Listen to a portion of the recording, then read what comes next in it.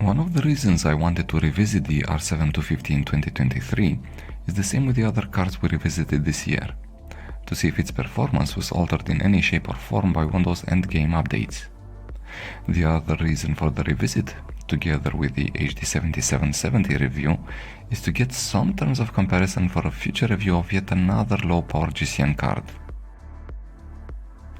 But back to the R7-250, there is only one way to get the answers we're looking for. Stick the board into the Z230 workstation that runs the i7-4770 equivalent Xeon and 32 GB of DDR3 in dual channel at 1600 MHz. As for the All-on XT GPU and the 1 GB VRAM used, well, nothing changed since last year. You can use either the Tech Power Up link or the previous year's review, link for this in the video description, or just pause this video at this moment. Now, unlike the HD 7770, I do not have another variant of this card, so nothing changed since last year with regards to cooling as well. Same aluminum floor for a heatsink coupled with a 2-pin fan, a bit of thermal paste, and that's it. And this happens to be enough to keep the card at 67C in heaven for a delta over ambient of 43 degrees and 71C in Warframe for a 49C above ambient. Okay, I guess. We open up the gaming results section with Alien Isolation at 1080 resolution and ultra settings, acting as the easy to run game. The R7-250 averaged 38 FPS and the game played quite okay, despite what the 1% low figures of 26 FPS will have you believe. Apex Legends is next, but at 1080 resolution and lower settings, the R7-250 averaged only 35 FPS in the training map. The 1% lows of 24 were also nothing to write home about, so the next logical step is to drop the resolution down to 720. This brought the average up to 55 and the 1% lows to 37. If your only purpose is to experience the game, this could just do it for you. Warzone managed to launch on the R7-250, and unlike the HD 7770, I managed to stay on the server for a bit longer. Don't bother with this game on this card though, unless you enjoy being used for target practice. In that case, you do you.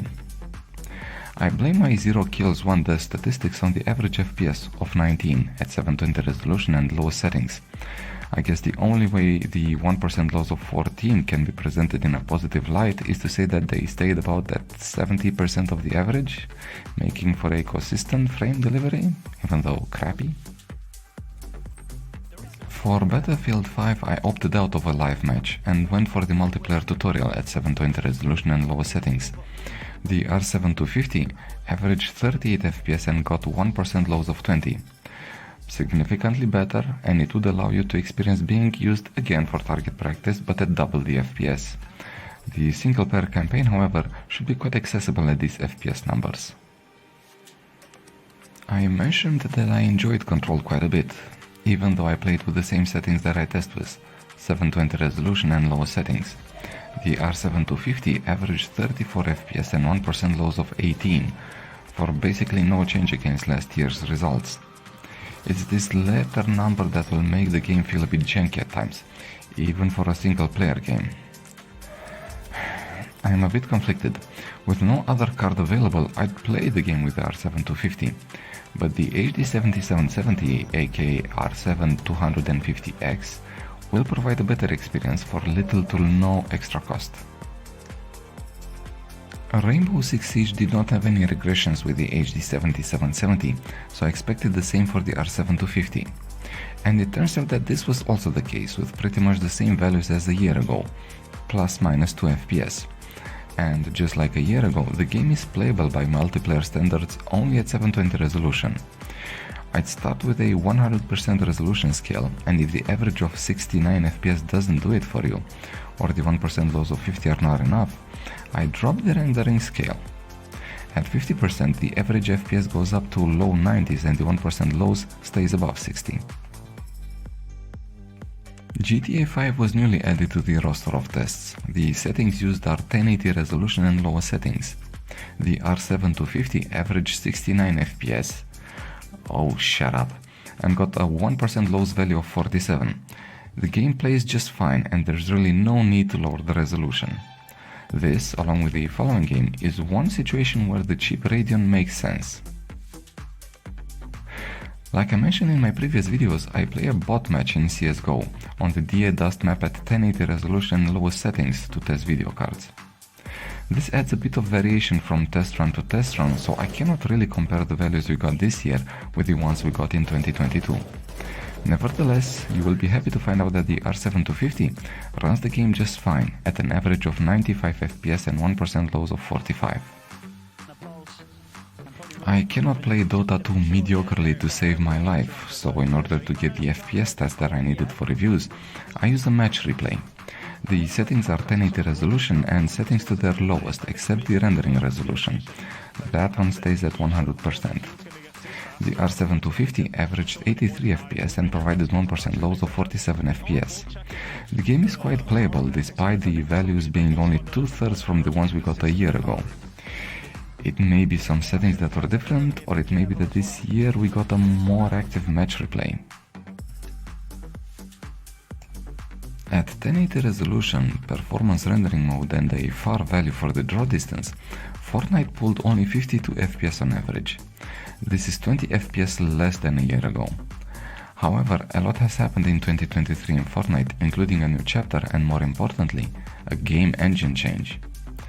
The game will average above 60 FPS, however, from resolution from 1600 by 900 and lower, so not all is lost with the R7-250.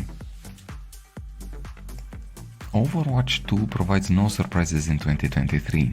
The game plays just as well as a year ago on the R7-250. If you missed the feature video from back then, here's the stats for the card from the tutorial map at the game configured to the lowest graphical settings. 55 FPS on average at 1080 resolution, 78 FPS for 1600 by 900, and 114 FPS for 720 resolution. The 1% lows values are around 70% of the average for a consistent frame delivery.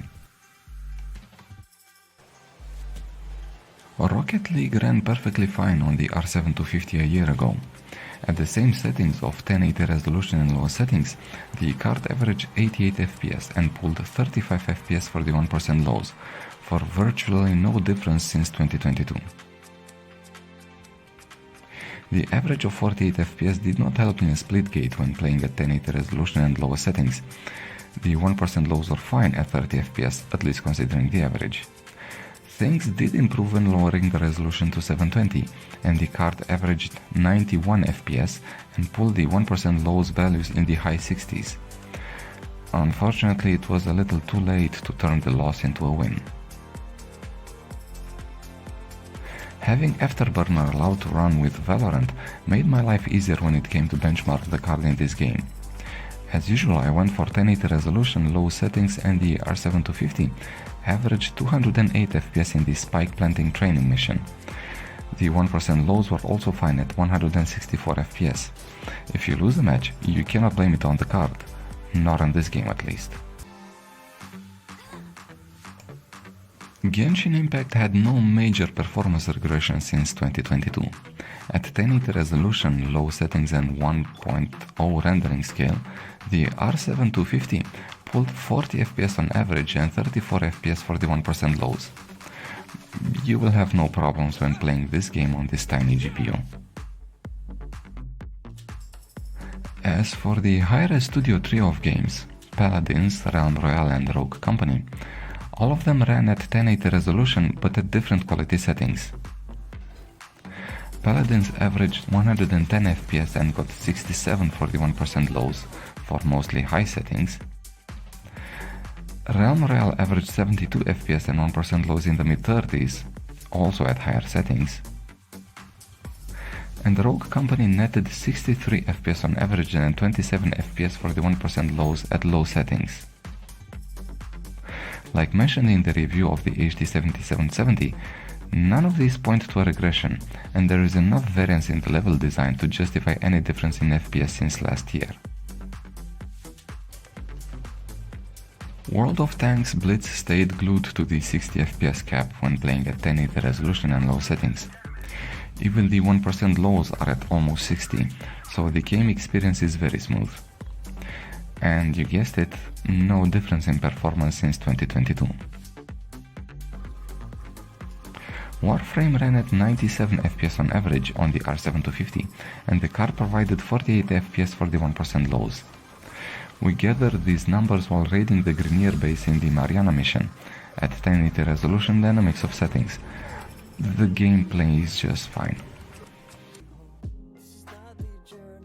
As time goes by, the performance of iGPUs is steadily increasing, and one of the advantages that all discrete graphics card had, the performance, is slowly eroded, but not completely eliminated. The iGPUs from Intel became compelling options only from the 12th generation onwards, and systems using older Intel CPUs can still benefit from a discrete card. The other advantage that the old DGPUs offer, however, is still to be considered. You see, every iGPU has a cost that shows up easily when comparing CPUs that have them with their cheaper variants that do not. So if the budget for your PC does not allow you to buy a modern graphics card, I'd opt for an FSKU from Intel or non-G from AMD and an old discrete GPU instead of an APU. You see, with an APU you cannot recover the cost of the iGPU when upgrading to the discrete GPU of your choice. However, that old discrete graphics card you bought as a stopgap can be sold back to the used market for pretty much the same amount of money you paid for it. This obviously assumes that you did not overpay for it when you bought it. While my brother went for the higher performing R9-280 back in 2014, I opted for the R7-250. I'd played games at lower resolutions and my focus at the time was more on coding and less on gaming. I sold my Sapphire R7-250 in 2020, but had a lingering regret. So when I spotted the Asus variant at just below 15 USD, I was quite happy to buy it. If you are more into casual gaming and the titles we tested in this video sound okay to you, then the R7-250 may be the better choice when the budget is really tight. I would however keep an eye on the HD 7770. They are in the same price range as the weaker R7-250. We will remain for a little longer in the budget end of the old Radeons. There is one more card that we'll look at that fits in between the R7-250 we just reviewed and the HD 7770, aka R7-250X, from a video before. As for this video, well, we're done. I hope you enjoyed it and I'll see you for the next one. Same aluminum floor for heatsink, coupled with a 2-pin fan. The settings used are 1080 resolution and lowest settings. The RZen